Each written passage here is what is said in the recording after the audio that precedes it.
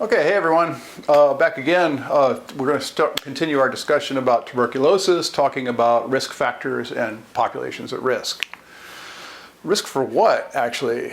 This can be divided into two categories. There's high risk for infection and there's high risk for developing disease. High risk for becoming infected in the first place includes people that are in proximity and duration of exposure to TB cases, increasing if sputum positive.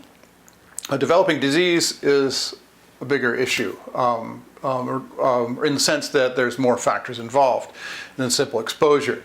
Advancing age, immune system dysfunction, HIV co-infection, poor nutritional status, stress, diabetes, access to quality health care, access to medications, for example.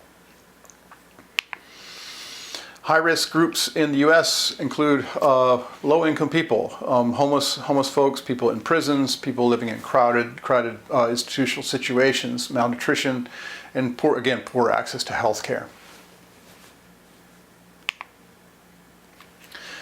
Special settings include congregate and residential settings, mostly institutional, nursing homes, correctional facilities, healthcare facilities, homeless shelters, drug treatment centers, anywhere where people are contained, large amounts of people are contained within a small space are going to be at risk for TB.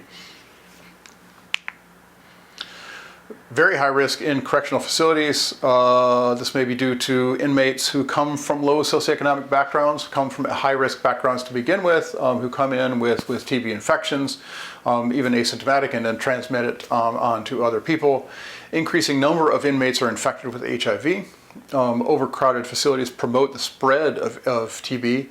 The U.S. is fairly good at screening, other countries not so much. Russia has a very serious problem in their incarcerated populations with TB.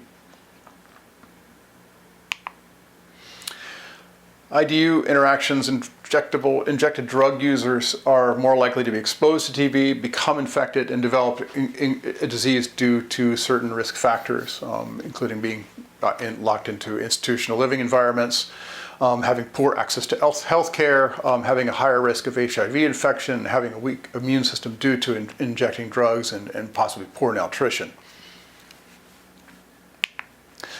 So I think you can see here that risk for TB and populations at risk are mostly what you think they would be.